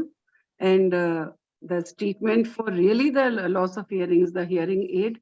And so much of the world is advanced in the providing this hearing aid, but one must know about it. Assistive device is also available, and training in the speech reading is also available, and technique for preventing excess wax in the clinics and take care of the ear problem. So with this, I just want to conclude that these 3 the sensorials, that is oral, eye, and ear, are very, very important to take this life ahead very smoothly. If we suffer any one of them, then this life becomes miserable. So thank you, Ragini, that you have chosen this topic. And I found that this literature is also very much deficient, and we need more and more research and more studies in this particular field. Thank you so much. Thank you so much. It was a wonderful talk, and I think you have done full justice to the topic. And effect of, definitely you have done. It's a difficult topic. I mean, not much is there, and not much has been read in that. So you have included everything. And the effect of aging affects the functional activity of our body, and even eye, ear, and mouth is not spared. So we must take good care of it, and lifestyle management, which you have told, that is important. Good nutrition is important, and maintaining hygiene, which is very important at this age group. They should do that, so that they can have less effect on that. So with this, I think you have included everything and given a full insight of the topic. Thank you so much, Dr. Pratibha and Dr. Alka, for sharing your precious time, and it's really a wonderful talk. Now moving forward, physiotherapy is something which is very, very important for all ages, for everything, and more so for the elderly person, because what we have heard, the decrease in the muscle mass, decrease in the bone strength, and finally the exercise is the answer. But exercise is not just an exercise. It has to be done under the guidance of a physiotherapist who know what it is. And because they are the frail people, they can land up with the fractures also. So for that, I invite Dr. Rima Goyal to introduce the Shepali and welcome Dr. Kavita Bapat. Dr. Kavita Bapat is going to sum up the session. So Dr. Rima Goyal is a young, dynamic gynecologist from Gurgaon, and she's a secretary of the Mission Pin Health, Gurgaon, Joint Secretary, Gurgaon Menopause Society. And she's executive member of GOX, IFS Haryana, and she has received Young OBGYN Talent Award, and she has her own nursing home, and she's director of the Vaishnavi Nursing Home. A very good afternoon, ma'am. Thank you so much. First of all, I would like to thank Dr. Ragini, ma'am, and all the organizers for making me a part of this very wonderfully conducted webinar, MMLCON, second MMLCON 2023. And I congratulate you, ma'am, on very successfully ongoing webinar with such beautiful and wonderful topics. And it's a pleasure of all of us to listen and, take some very good points from this webinar. Now, moving ahead to the next session, that is the physiotherapy for quality of life. We all know with aging, when we enter into menopause, there are so many concerns related to our muscle strength, our mood swings, our irritability. Not only it takes part of the muscles and physical part, but emotional and mental health also. So for this, let us hear to a beautiful topic of physiotherapy for improving the quality of life. And for this, I welcome our speaker, Dr. Shefali Gambhir. And she is a founder and director, Healing Path, an integrated and holistic rehabilitation zone from Gurgaon. And she has more than 9 years of experience in the field of physiotherapy and osteopathy. She is her thrust areas are women's health, pelvic floor rehabilitation, pre and postnatal care, stroke rehabilitation. And she is the ex-junior research scholar. She has a lifetime membership of Indian Association of Physiotherapy and Indian Federation of Neurorehabilitation. She has been awarded with the Distinguished Service Award Ortho Physio Conclave in 2019, and various books are already being written by her. Important is the cross-cultural adaptation and validation of SIS in Hindi language. So I welcome you, Dr. Shefali Gambhir. Thank you, Rima ma'am. Firstly, I thank IMS and Haryana OBGYN Society for giving me opportunity to discuss the role of physiotherapy in front of the renowned doctors of the India. Thank you, Ragini ma'am. In the introducing slide, you have seen the two renowned actors of our India. One is Rekha, other is the Aishwarya. See, in between them, they are the difference of the 3 decades. But see, in the picture, both are looking beautiful. So here we just reframe the process of the aging. So aging is just another word of the living. It is not a disability. So reset your exercises and redesign your retirement. So what do you want to from aging? You die as old as you are, or you want to live a long or look like younger as a Rekha? So the idea behind this presentation is to die young as late as possible. There are the two definitions or some words. One is the health span and another is the lifespan. The health span is you are functionally free from any kind of disability or the chronic disease. And other is the lifespan. Lifespan is your age, present age is your lifespan. Aging, what is aging? Aging is simply the process of becoming older. In Hindi terms, hamari jhuriyan pad gayi hai. It is like aging. So there are the 2 kinds of aging. In scientific way we are taking, first is the chronicle age. Chronicle age is defined by the numbers from the date of the birth and till now. Aaj aap present day mein kitni aapki age hai, that is the chronicle age. And another is the biological age. It is defined by the energy level. What you can do independently at the present age is the biological age. So aging in human refers to in a multiple dimensional process. It is physical term also, psychological also, and in the social way also. Physically, how you look, psychologically, what are the problem solving skills, and the social is what is your contribution to the society in the present age. So most of the developed countries like India, the chronicle age of 65 years is defined as the elderly or older person. So what is healthy aging? Aging is not just like you are not suffering from any kind of disease or infirmity. It is the process of developing and maintaining the functional ability that enables well-being in older age. It is your functional ability. Are you able to do your basic needs? Are you able to use normal daily activity of living? Mostly the problem is like you are able to use the toilets at that present age, or you are able to mobile at your home or outside, or you can able to build or maintain the relationship with your the family members, or you can contribute to the society. This all combined can define as a healthy aging. So what are the effects of aging? Previously, the aging mostly affect the physically, like I discussed previously also, the aging affect your physical, psychodimensional level also, and in the social level also. So effect of aging in the present presentation, I only define how it is affecting your quality of life. So quality of life is the subjective perception of your the position of life at your present age. So the degree of the effect of the health on the quality of the life increases with as you aging. So here, what is senescence? Senescence is the natural deterioration of the cell and organism through the passage of time. Like in muscles, how the aging affect the muscles. In the muscles, they are losing the weight and size with aging. So it affects you at the moment also. There is a specialized branch of physiotherapy which helpful in aging. It is the geriatric rehabilitation. So physiotherapy play a vital role in reducing the pain which is occurred due to the degenerative process happens in your physical nature of your body.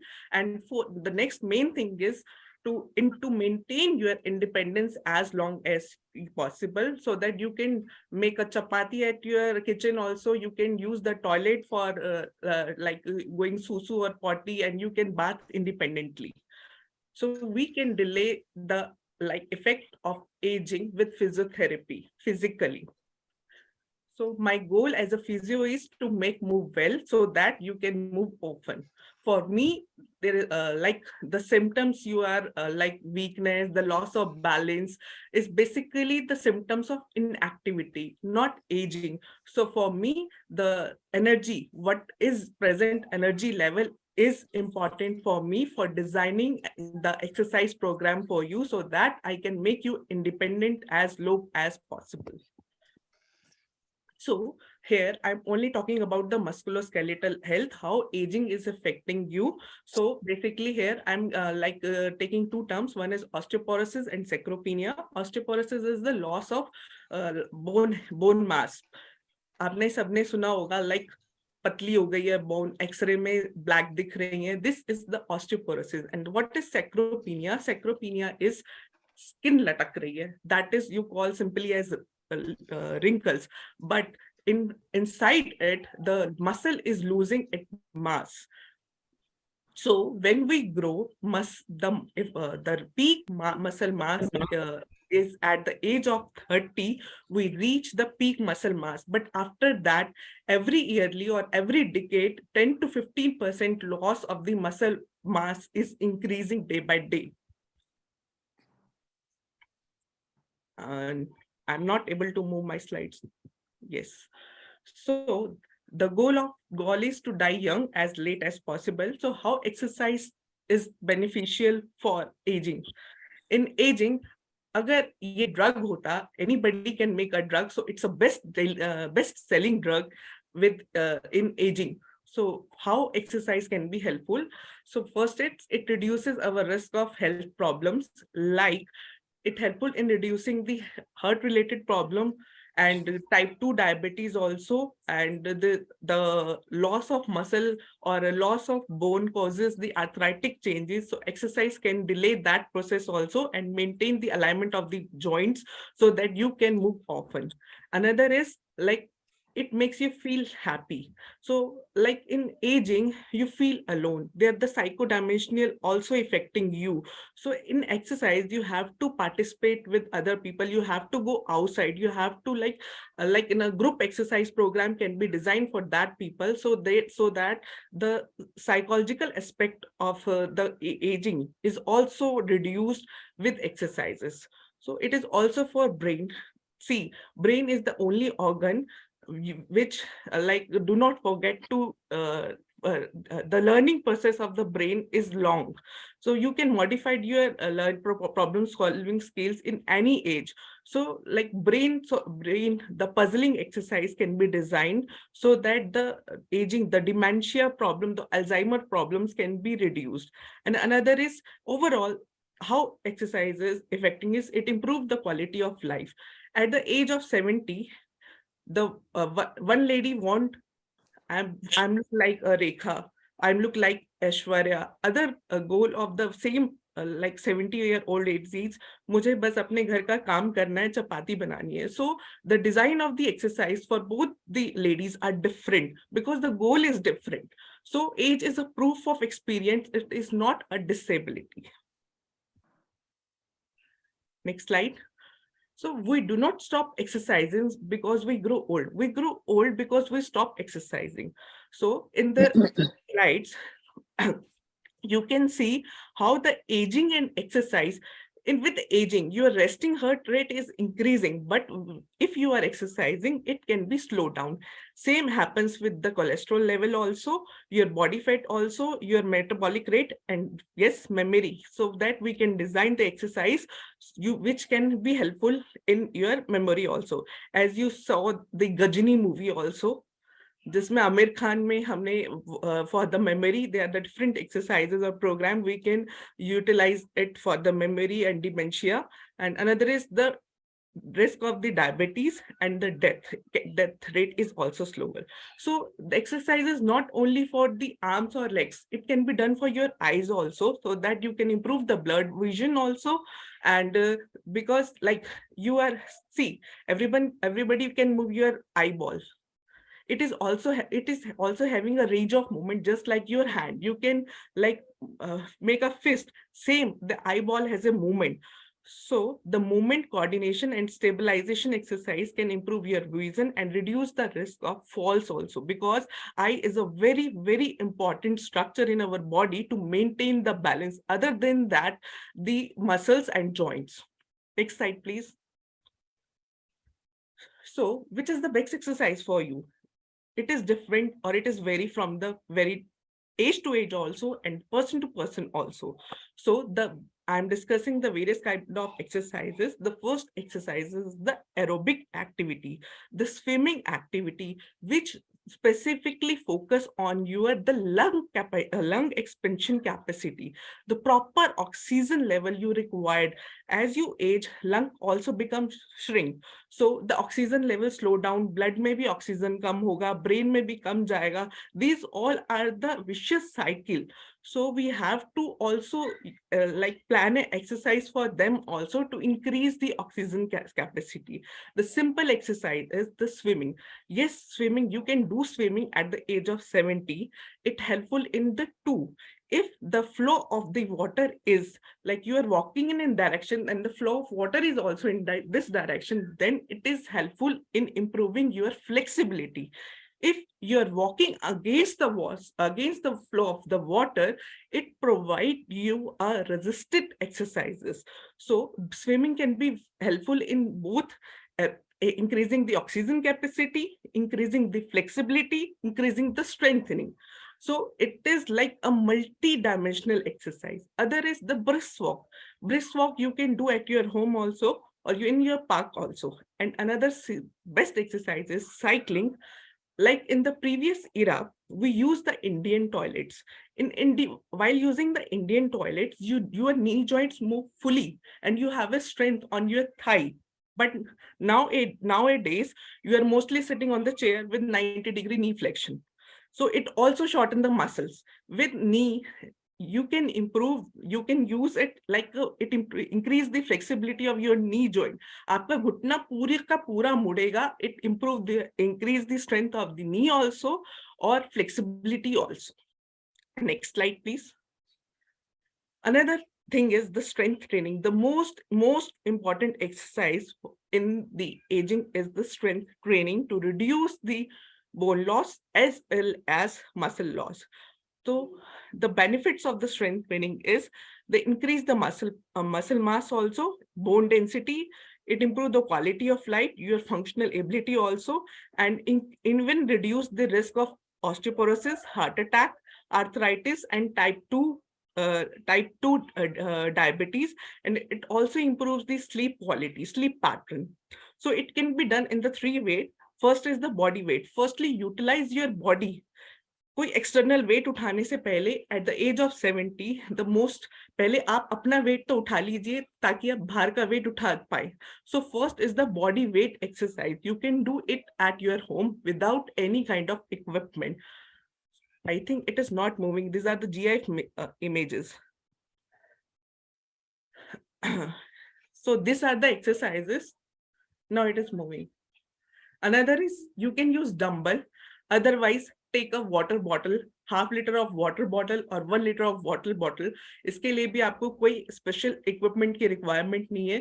These are the exercise, but all this exercise can be done under supervision because the balance is issue in this problem. You can do it at different position. Firstly, start with the sitting, then grow. If you feel confident in sitting, then grow up in standing. And also you like turning is also issue with age. So you can do this all the exercise in lying position also. So you can, because every muscles work differently in different position. In lying, you use more of the, like your back muscle is relaxed, so you can use your abdominal muscles. In sitting, your pelvis is stable, you can use upper arm. So start with lying, then sitting, and then standing, because we have to take care of your balance also at present age. Next slide, please. Next instrument you can use is the TheraBands. TheraBands is just elastic bands. Firstly, progress. It is the third progression. You can start from your body weight, then dumbbells, and then TheraBands. It is the advanced training for, but it is vary for different position also, and like for different joints also, and muscle, and depending upon your goal what you want. And in this exercise, balance, like supervision, is important. Next slide, please. The third is stretching, means the flexibility. See, with aging, now I move my hand in this range of motion, but with aging it become restricted. Every joint become restricted because like there is a cement kind of material between the joints. With aging, cement become hard, so it is like difficult for you to move the hand fully. So stretching and flexibility, you can use yoga, but yoga can be modified. You can use your chair yoga also, or like you can use normal yoga with modified position depending upon your energy level. It varies. As I previously said, it is depend upon the proper assessment, how I can plan you for the exercise. In this little bit I'm adding is the breathing. Proper breathing is necessary for your pelvic floor muscle also, and for your flexibility of the lungs and viscera also. So I'm telling you the proper breathing techniques here. Firstly, see, there is a depression between your lungs and abdomen here. It is the diaphragm, the lower part of the sternum. You have to place both the hands here and close your eyes and feel your vagina also. While inhaling, you have to up your hands, expand your lung. You have to feel your vagina. Your vagina is growing out. So there is a lengthening of your pelvic floor. It means the flexibility of pelvic floor I am increasing with that. And while exhaling from the mouth, your vagina is lifting up.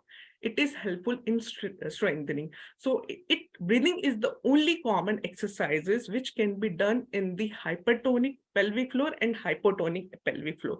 Other program vary because hyper and hypo, how to plan that, the problem depends upon that, the pelvic floor rehab can be designed. But breathing is helpful in your lung expansion and pelvic floor rehabilitation also, like urinary leakage problems and the prolapse problem. Breathing is very, very, very helpful.